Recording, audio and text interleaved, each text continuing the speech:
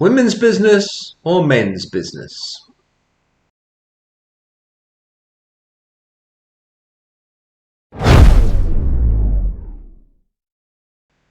I regularly watch a quiz show in the late afternoons called The Chase. There are at least Australian, British and American versions of this show, so you may have heard of it. Without going into too much detail, the aim is to get up to 4 players through to answer a final round of questions. It's always considered an advantage if the final group is diverse, including a range of different age groups and both men and women.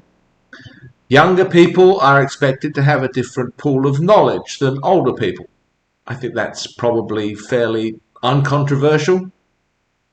But men and women are also expected to be drawing on different pools of knowledge.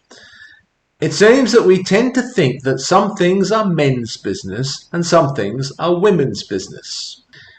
If a man answers a question about the Kardashians or the Real Housewives of somewhere or other, this is always regarded as unusual. It never happens without it being remarked upon. Never. Because, you see, this is meant to be women's business.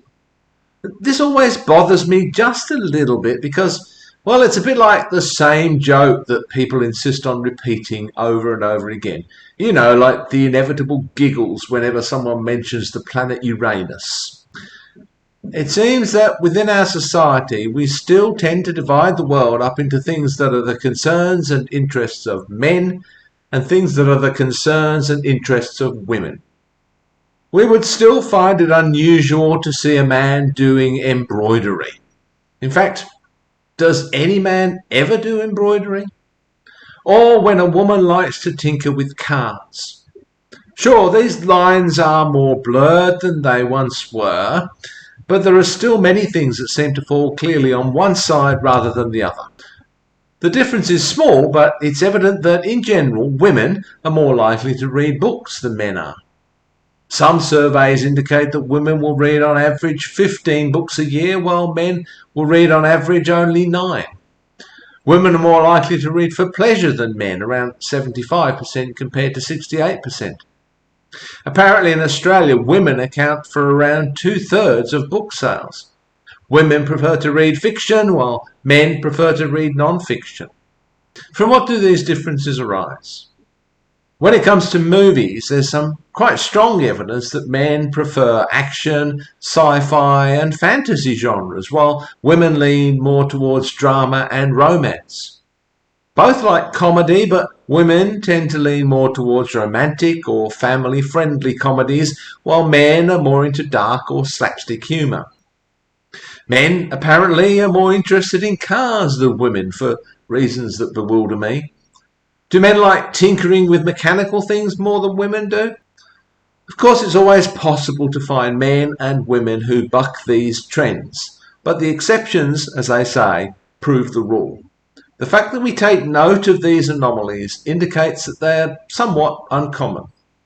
I suppose to account for some of these differences, you could point the finger at, say, testosterone. Men's apparent preference for action movies, for sports, for fast cars, for example. Apparently, for instance, about 70 to 75% of spectators at Formula One Grand Prix are male. Now, I'm not saying that this is necessarily down to hormonal differences. I really don't know. Is it just a cultural, historical issue? Does it have something to do, for example, with the different roles that men and women have played in the past in warfare? Did men once brag about how big their chariots were? Clearly, we still entertain several male-female stereotypes in society. Are the lines becoming more blurred? I think perhaps they are, and maybe one of the indicators of this is the trend towards non-binary language. But note also the quite strong resistance to this. Note the appeal to traditional roles and values, by which is usually meant the 1950s. There are those who will argue that there are biological, evolutionary factors at work here, and possibly there are. But, as I've pointed out several times on this channel, Separating biological from other causes is extraordinarily difficult to do when it comes to studying human behaviour. But there may be some factors along those lines.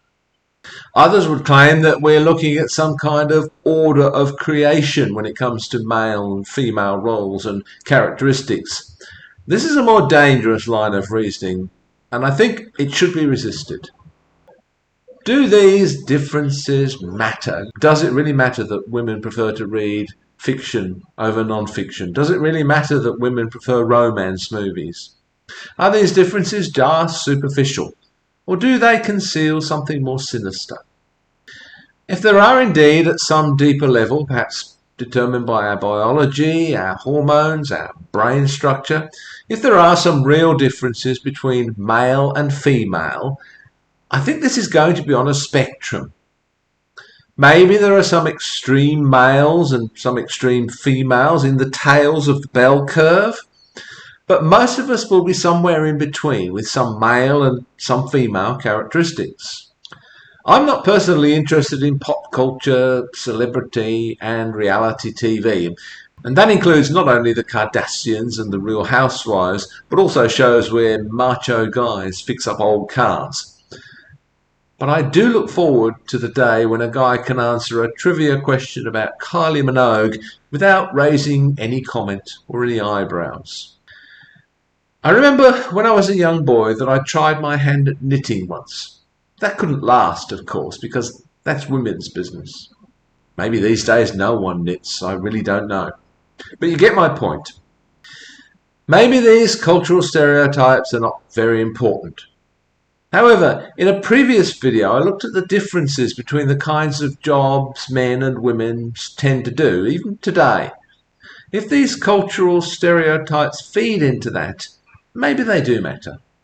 What do you think?